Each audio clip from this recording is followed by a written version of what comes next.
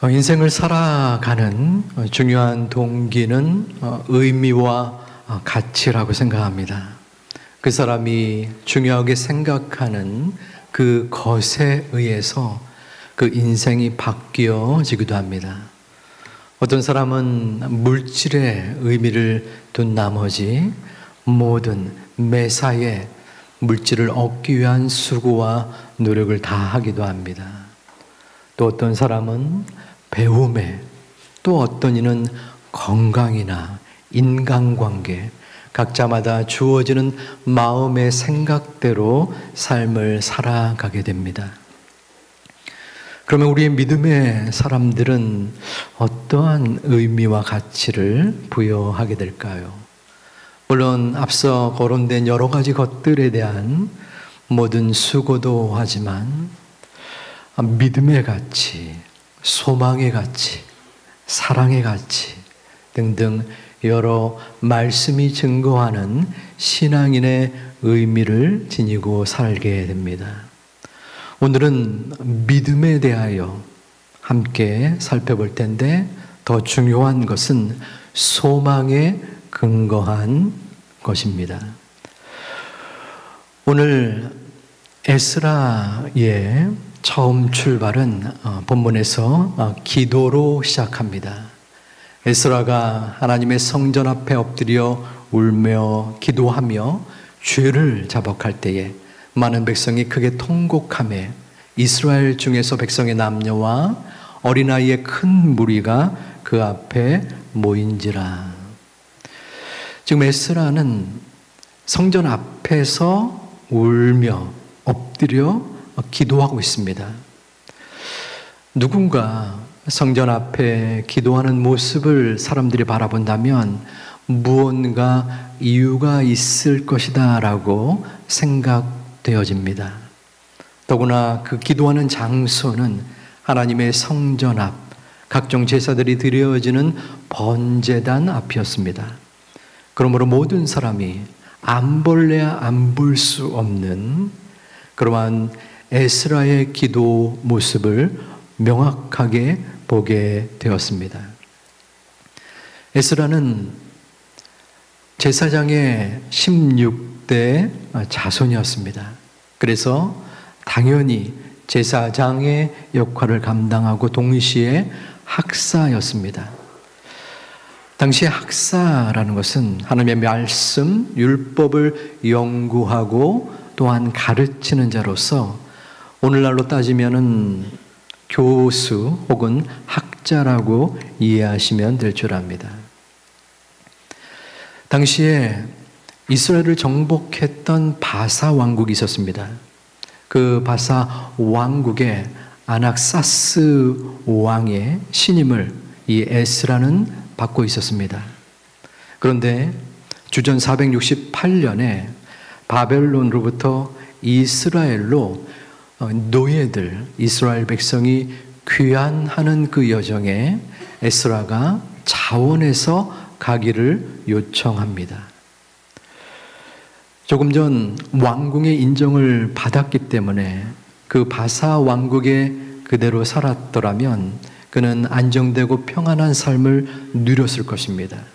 하지만 그는 고국에 돌아가서 유대 백성들에게 하나님의 말씀을 가르치고자 하는 사명감이 있었습니다. 그래서 이스라엘로 돌아가려고 했던 겁니다. 자신이 노력했던 그 율법을 가르친다라는 기쁨이 그에게 있었을 것입니다. 하지만 새로운 사역에 대한 두려움도 있었을 듯합니다.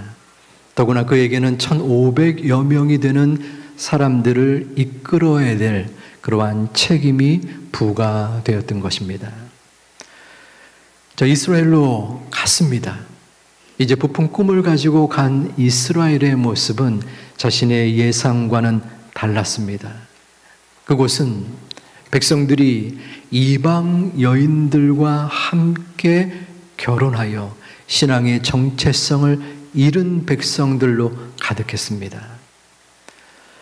우리나라 사람들도 지금은 많이 그 인식이 약해졌지만 단일 민족이다라고 해서 외국인과 결혼하기를 꺼려하는 그러한 모습이 이전에 있었습니다.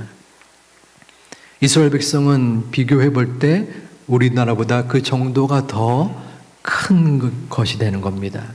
하나님의 선택받은 백성이기 때문에 하나님을 알지 못하는 이방 민족과는 결혼을 하면 안 된다 하는 명령이 있었습니다. 하나님의 율법이었습니다.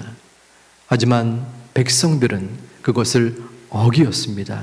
그 모습이 9장 2절에서 나타납니다. 그들이 딸을 맞이하여 아내와 며느리로 삼아 거룩한 자손이 그 지방 사람들과 서로 섞이게 하는데 방백들과 고관들이 이 죄에 더욱 으뜸이 되었다 하는지라. 여기서 그들의 딸이라고 하는 것은 이방인의 딸을 말합니다. 방백들과 고관들이 바로 유대의 종교 지도자층인 것입니다. 종교 지도자라는 것은 하나님의 율법을 누구보다도 먼저 지켜야 되는데 앞장서서 이 죄에 하나님의 율법을 어기는 것에 더욱 앞서서 으뜸이 되었다라는 이야기를 하고 있습니다. 이 모습을 바라본 에스라의 심정이 얼마나 안타깝겠습니까? 그 모습이 9장 3절에 나오는데 내가 이 일을 듣고 속옷과 겉옷을 찢고 머리털과 수염을 뜯으며 기가 막혀 앉으니. 안정되고 부와 명예가 보장된 바사 왕국을 떠나서 백성들을 가르치고자 왔는데 그 에스라의 그 마음 속에 그리고 눈에 보인 모습은 백성들이 하나님을 멀리하는 광경이었던 것입니다. 이에 백성들을 헛되게 야단치고 율법의 잣대를 들이댈 수 있었습니다. 왜냐하면 적어도 그만한 능력과 책임이 부과되었기 때문입니다. 하지만 그 마음속에 그러고 싶진 않았습니다.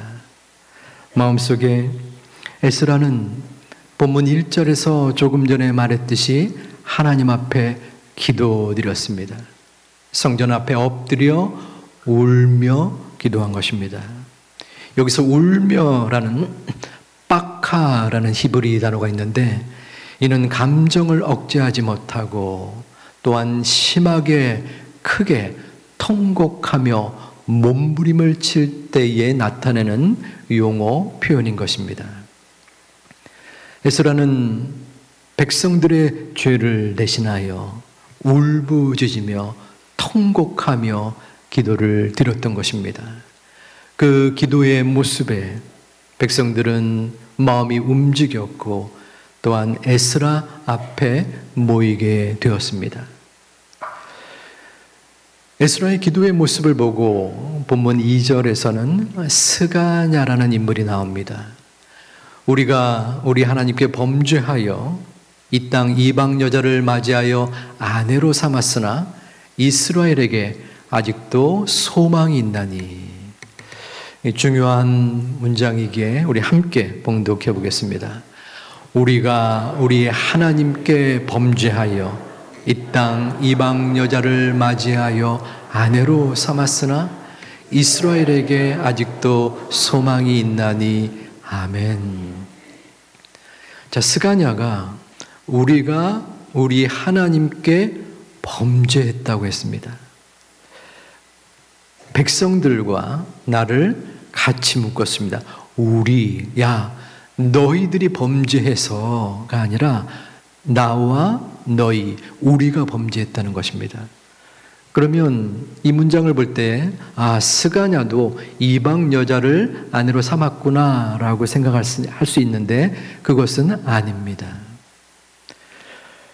에스라가 백성들의 죄를 자신의 죄처럼 슬피 울며 엎드려 하나님 앞에 간절하게 기도했던 모습처럼 스가냐도 이방 여자를 아내로 삼지 않았음에도 불구하고 마치 자신의 죄인 것처럼 우리 죄를 용서하옵소서라는 이야기를, 기도를 드리고 있는 것입니다.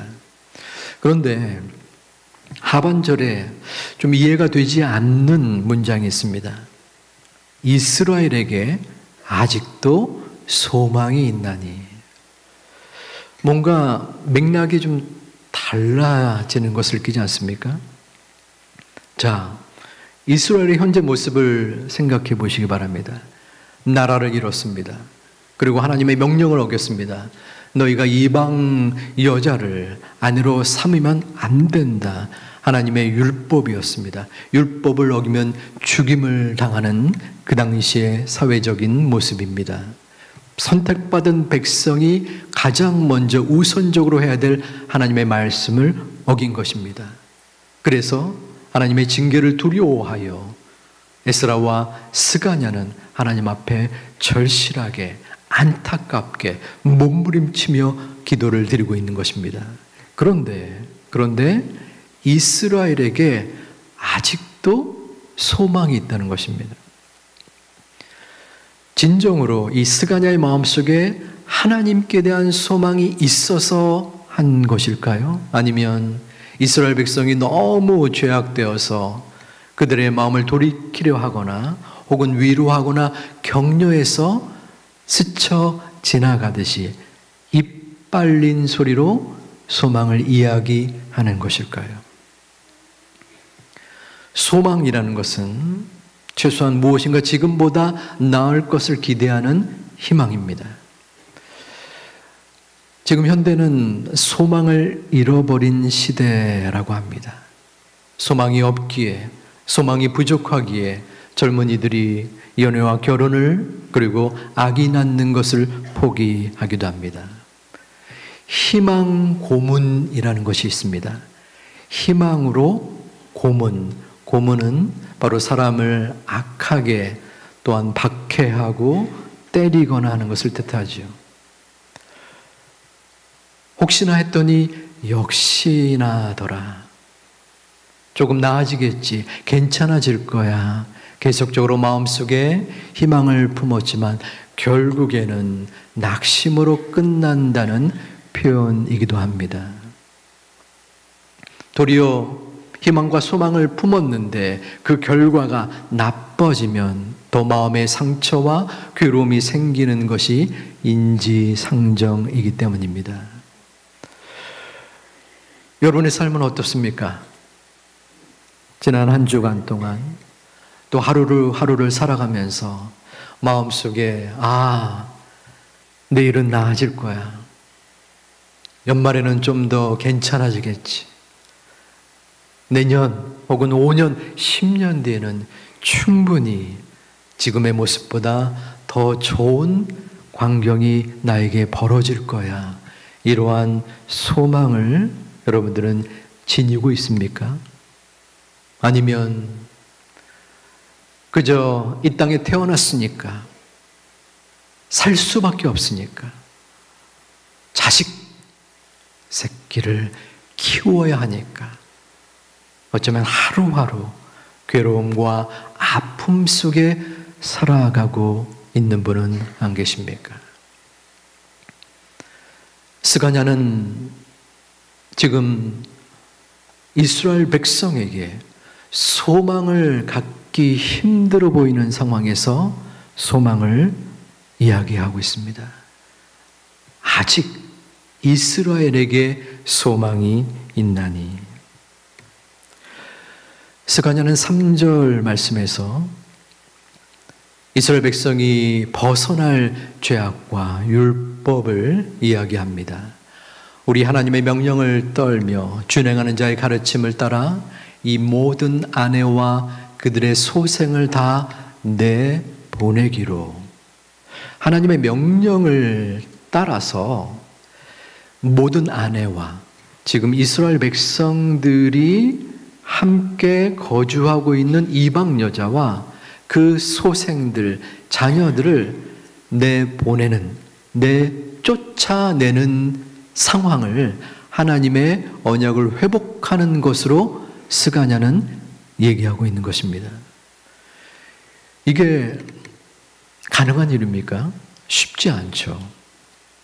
이방 여인이라고 한다 할지라도 이방 민족이지만 지금 우리의 가족 아닙니까? 같이 살고 있는데 어찌 한순간에 내칠 수 있습니까? 하지만 스가냐는 이방 여인과 결혼을 한 것이 하나님 앞에 범죄이고 이것을 해결하지 않고서는 하나님께로 돌아갈 수 없다라는 절박함 속에서 결혼한 의지를 보이고 있는 것입니다. 마치 폭풍우가 몰아닥쳤을 때에 배에 풍랑이 들므로 배가 침몰하지 않기 위해서는 배 위에 있는 어떠한 소중한 것, 중요한 것이라도 다 바다에 던지는 것처럼 하나님의 선택받은 백성으로서의 회복이 있기 위해서는 이 가족들, 이방 여인들 그리고 그 소생들을 내어 던져버려야 한다는 말을 스가냐는 하고 있는 것입니다. 그런데 5절에서 아주 놀라운 일이 벌어집니다. 우리 5절 말씀 함께 봉독하겠습니다. 이에 에스라가 일어나 제사장들과 레위 사람들과 온 이스라엘에게 이 말대로 행하기를 맹세하게 하매 무리가 맹세하는지라. 아멘. 이 말대로 행하기를, 바로 아내와 그 자녀들을 내어 던지기를 맹세하게 했다는 것입니다. 그런데 무리가 그 맹세를 따라했다라는 말씀입니다. 우리가 1절부터 5절까지를 잠시 살펴보았습니다. 어떻게 느끼시는지요? 뭔가 진행되는 일이 있구나. 그럴 수도 있지라고 느낄 수 있습니다. 하지만 이것은 굉장히 험난하고 힘겨운 상황입니다. 일반적으로 일어나기 쉽지 않다는 말입니다. 자, 생각해 보시기 바랍니다. 나라를 잃은 이스라엘 백성이 있었습니다. 우리들이 이스라엘 백성이라고 생각해 보세요. 근데 이방 여인들, 그들이 외모가 출중해서이든지 아니면 사랑이 생겨서이든지 어쨌든 이방 여인들을 아내와 혹은 며느리로 삼았습니다. 오랫동안 수십 년을 같이 거주했습니다. 그런데 어디서 잘 알지도 못하는 에스라라는 제사장이 와서 하나님의 성전 앞에서 기도를 합니다. 엎드려서 울면서 기도합니다. 제사장이니까 기도할 수 있겠지. 그 다음에 스가냐라는 사람이 나타나서 아내와 그 소생들을 내 던지라 라고 말하는 것입니다. 자, 여러분이라면 내 던지겠습니까? 여러분들의 가족을? 무슨 소리 하는가?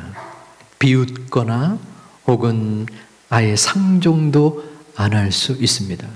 그런데 지금 이스라엘 백성들은 아무런 머뭇거림도 없이 단호하게 그 아내와 소생들을 내버리기로 마음에 맹세를 하고 있는 것입니다. 이것은 특별한 하나님의 섭리요 인도함이었습니다. 우리에게 아직도 소망이 있나니 라는 것은 바로 하나님께 눈물로 기도하는 한 사람이 있었기 때문입니다. 그 사람은 바로 에스라였습니다.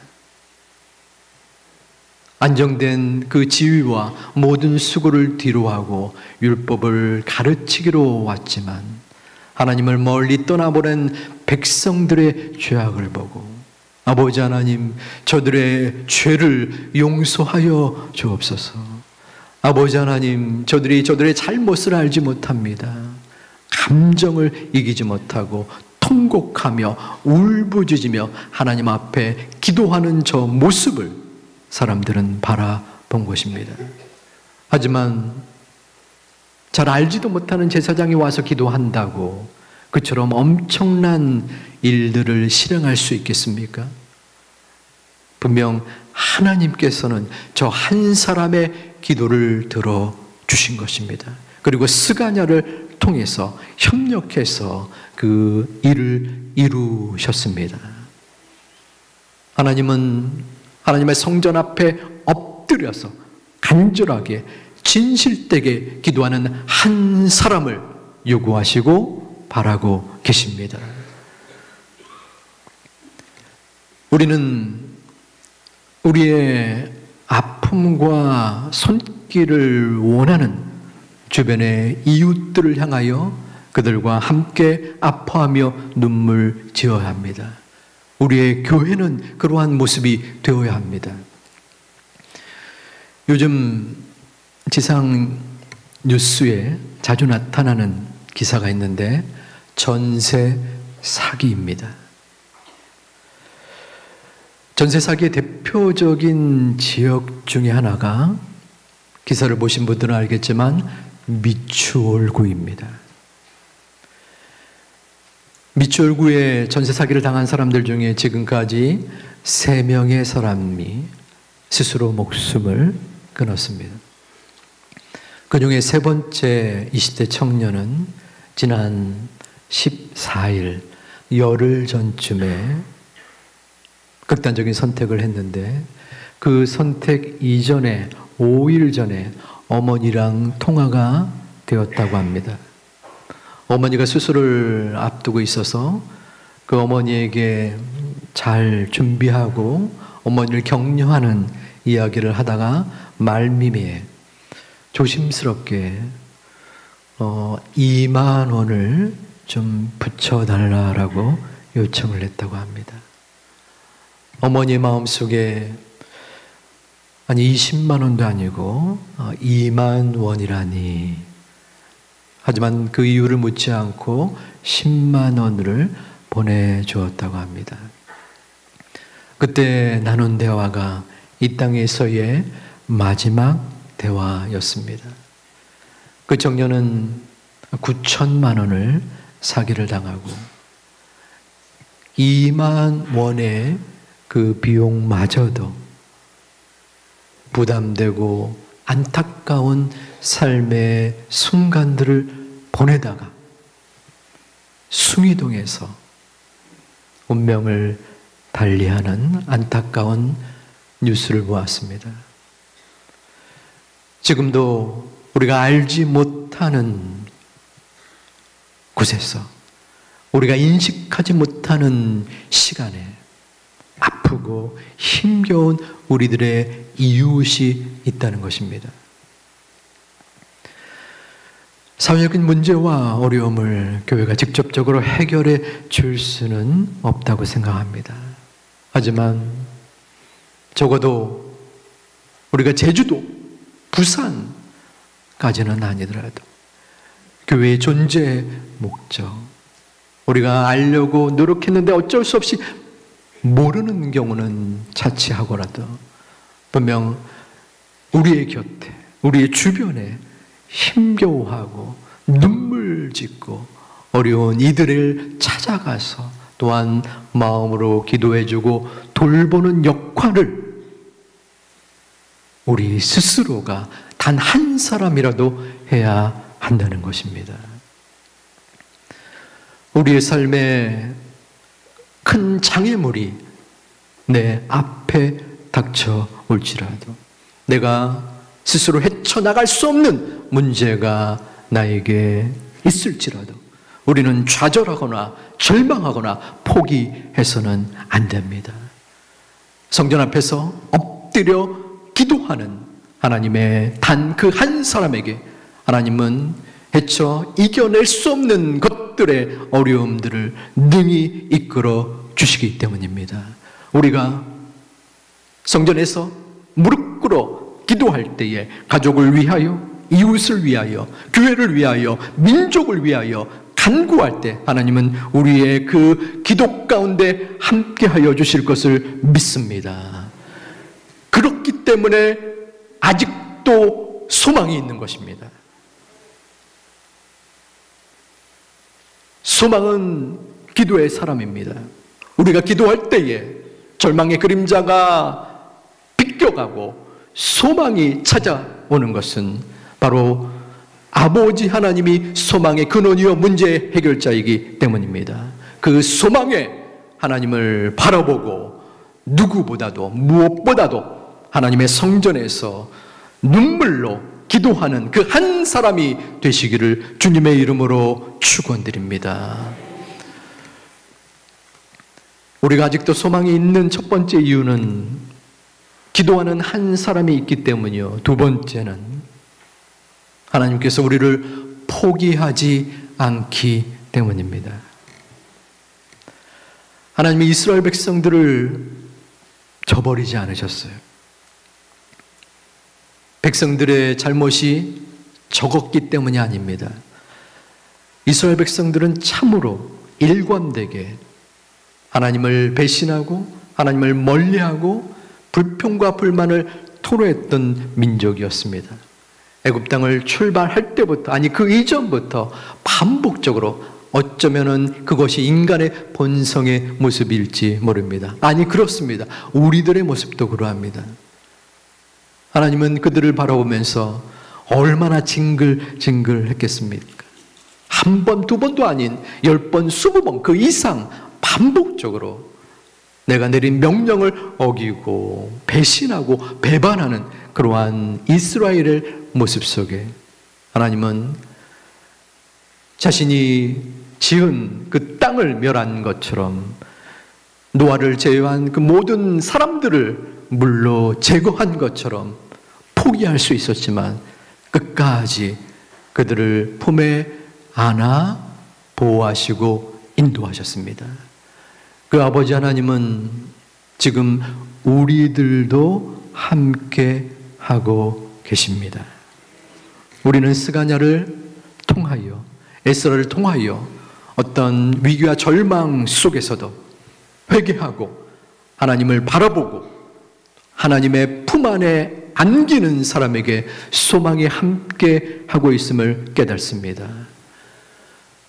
주변을 돌아볼 때 어떠한 도움의 사람이 없고 나를 돕는 어떤 환경의 여러 가지 요소가 없기 때문에 소망의 삶이 없다고 느끼는 분들이 계십니까? 아무리 노력을 하고 또한 열심을 다한다 할지라도 조금 더 나아지지 않는 것 같은 쥐꼬리 같은 내 인생이기에 소망의 숫자도 나에게는 없다라고 느끼는 분들이 계십니까? 그럼에도 불구하고 우리에게는 아직도 소망이 있습니다. 왜냐하면 그 소망은 우리를 불쌍히 여기사 우리를 용서하시기 위하여 자신의 아들 예수 그리스도를 이 땅에 죽이시면서까지 사랑하신 하나님에게서 나오기 때문입니다. 그 소망은 그 아버지 하나님을 믿는 믿음에서 나오게 되는 것입니다. 그러므로 우리는 나에게 절대로 다른 많은 사람들은 소망과 성장이 있을지라도 나는 이 모양 이 꼴입니다 라고 낙심의 그때에도 우리는 하나님을 바라보고 그 하나님께 우리의 믿음의 눈을 돌리고 우리의 마음과 우리의 판단을 돌리는, 그리하여 소망의 하나님을 믿음으로 사모하는 하나님의 자녀들이 되시기를 주님의 이름으로 축원합니다. 그러기에 선한 능력이 우리를 안아 주십니다. 주님의 선한 능력이 우리를 감싸 안아 주시는 것입니다. 주님의 강한 팔로 우리를 붙들어 주십니다. 우리가 절망 속에서 흔들리지 않을 수 있는 것은 주님의 선한 능력이 우리를 이끌어 주시기 때문에 다시 회복될 수 있는 것입니다. 우리는 새로운 희망을 가지고 나아가야 합니다. 이 땅에서 많은 사람들이, 많은 마귀의 괴율이 우리를 넘어뜨리려 할지라도 우리는 절대로 소망에서 벗어날 수 없습니다. 우리가 소망에서 이길 수 있는 것은 아버지 하나님이 우리 가운데 있기 때문입니다. 우리가 소망에서 벗어나고 우리가 소망에서 쓰러진다면 아버지 하나님이 실패하는 것이기 때문입니다. 절대로 결단코 하나님은 우리를 포기하지 아니하십니다. 그 소망 가운데 있기에 우리는 다시 한번 우리의 믿음과 우리의 능력은 부족할지라도 이 예배에 나온 것입니다. 이 예배 가운데 하나님의 음성을 듣고 그 하나님의 음성을 힘입어 다시 한번 힘겨울지라도 일어서는 것입니다. 그것이 하나님이 주시는 우리의 하나님의 소망인 것입니다. 그 소망의 하나님을 마음으로 기대하고 고대하고 소망하는 이번 한 주간 그리고 하나님의 자녀들이 되시기를 주님의 이름으로 축원드립니다.